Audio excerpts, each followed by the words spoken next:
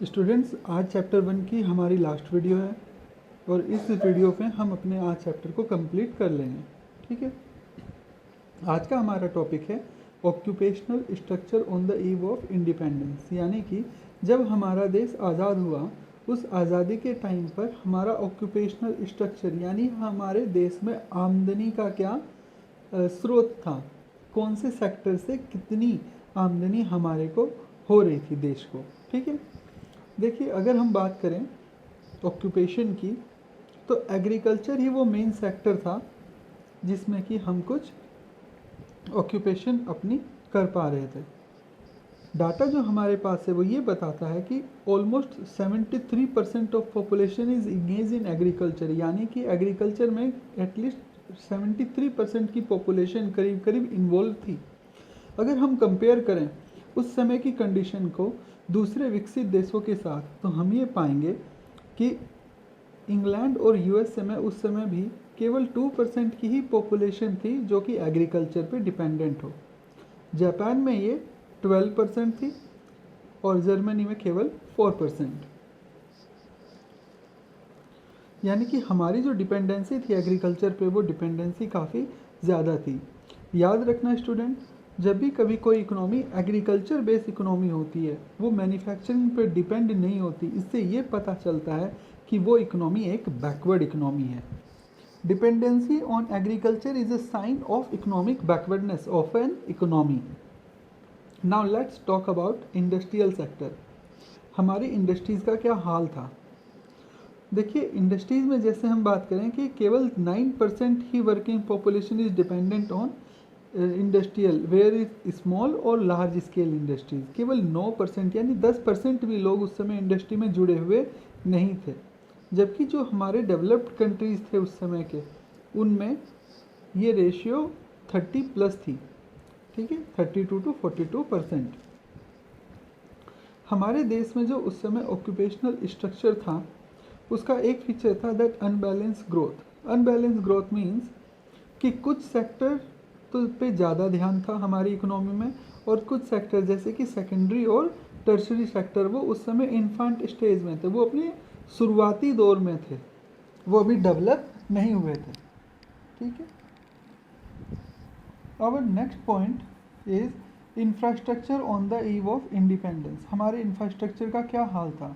देखिए इंफ्रास्ट्रक्चर की बात करें तो जो सबसे अच्छे से डेवलप सेक्टर था वो था railway.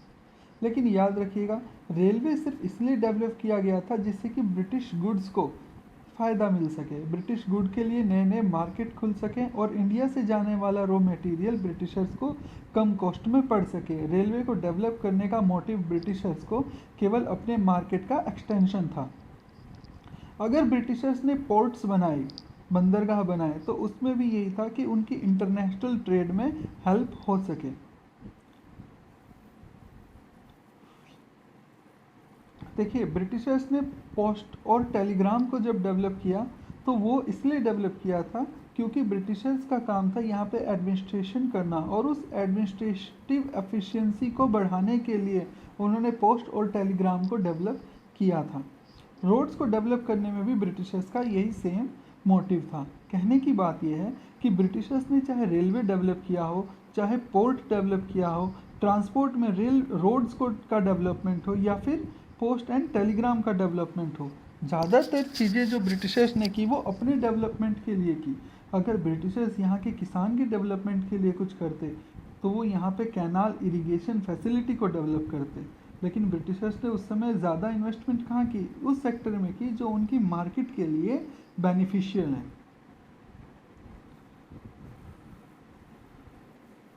Now positive impact of railway, ये भी एक पॉइंट है हमारे पास। देखिए रेलवे के क्या क्या पॉजिटिव इम्पैक्ट थे। देखिए रेलवे के आने से हमारा जो डोमेस्टिक मार्केट है वो काफ़ी बढ़ा। अब ऐसा तो नहीं है कि जब रेलवे ब्रिटिशर्स का गुड्स ले जा रहा हो तो उससे मार्केट, एक गुड को दूसरी जगह ले जाने में मार्केट का फैलाव बढ़ता चला गया। दूसरा, देखिए किसानों की जो उपज थी जो पहले एक ही जगह पर बेच सकते थे, अब किसानों के पास ये पावर थी कि वो अपने सामान को एक जगह से दूसरी जगह बेच सकते हों। और किसानों को कई ऐसे भी प्रोडक्ट का पता चला इस रेलवे की वजह से, जैसे कि इंडिगो, जैसे कि कई कॉमर्शियल क्रॉप्स जिसका उन्हें ये नहीं पता था कि ये कॉमर्शियल क्रॉप्स हैं। तो किसानों के सामने सब्सटेंशियल फार्मिंग से कॉमर्शियल फार्मिंग की तरफ मुड़ना किसानों ने शुरू किया। देखिए, रेलवे ने जो है दूर तक जाने वाले जो सफ़र था, जो जर्नी थी, उसको काफ़ी छोटा कर दिया। रेलवे की मदद से जो फूड ग्रेन्स थे वो एक से दूसरी जगह जल्दी से पहुंचाए जा सकते थे, और अगर कभी अकाल की स्थिति हो तो वहाँ पे खाने की कमी को कंट्रोल किया जा सकता था। तो ये कुछ पॉजिटिव इम्पैक्ट थे, लेकिन रेलवे का एक नेगेटिव इम्पैक्ट ये था कि ये हम अपने लिए कर तो सकते थे, लेकिन ब्रिटिशर्स ने हमें करने नहीं दिया, क्योंकि रेलवे पे कंट्रोल ब्रिटिशर्स का था, और रेलवे को ब्रिटिशर्स ने अपने ही मार्केट को बनाने के लिए और इंडिया की इकोनॉमी को एक्सप्लॉइट करने के लिए यूज़ वो करते रहे। लेकिन ये पॉइंट अलग है, इसको याद रखिए, positive and negative impact of railway.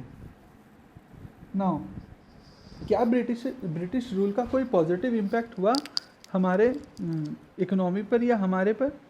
तो देखते हैं कि क्या क्या पॉजिटिव इम्पैक्ट थे ब्रिटिश रूल के हमारे ऊपर। देखिए, पहला जो है वो है commercial outlook of the farmer. जैसा कि मैंने अभी आपको बताया कि ब्रिटिशर्स के आने से पहले जो इंडियन फार्मर्स थे, those are more dependent on substantial farming. वो ज़्यादातर खेती करते थे अपने खाने के लिए।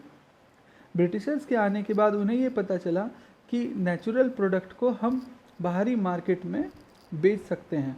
केवल छोटे सामान्य हैंडीक्राफ्ट, हैंडलूम्स ही नहीं बिक सकता, हमारी क्रॉप्स भी बिक सकती हैं। तो किसानों में एक कॉमर्शलाइजेशन आई सबसे पहले ब्रिटिशर्स की वजह से। देखिए, ब्रिटिशर्स की वजह से कई चीज़ों का डेवलपमेंट हुआ, जैसे कि रोड, जैसे कि रेलवे, और इस सब के डेवलपमेंट के लिए नई जॉब अपॉर्चुनिटीज़ क्रिएट हुई।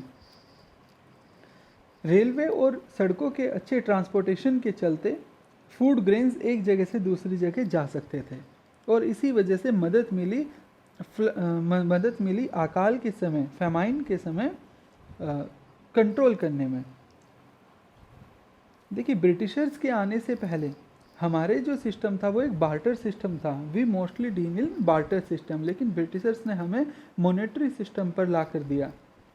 ऐसा नहीं है कि पहले मॉनेटरी सिस्टम नहीं था, लेकिन मॉनेटरी सिस्टम का ज़्यादा प्रचलन हुआ ब्रिटिशर्स के टाइम पर। और देखिए, ब्रिटिशर जब यहाँ से गए तो इस कंट्री को हमें कैसे चलाना है, ये सिस्टम ब्रिटिशर्स हमें दे कर गए। तो ब्रिटिशर्स ने जो यहाँ पर अपना एडमिनिस्ट्रेटिव बैकग्राउंड छोड़ा, उसी को हमने आगे कंटिन्यू किया इस देश को चलाने में।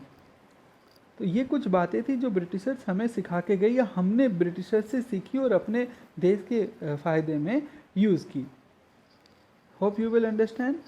यहाँ पर हमारा पहला चैप्टर कंप्लीट होता है। नेक्स्ट वीडियो के साथ जल्दी मिलेंगे। Thank you.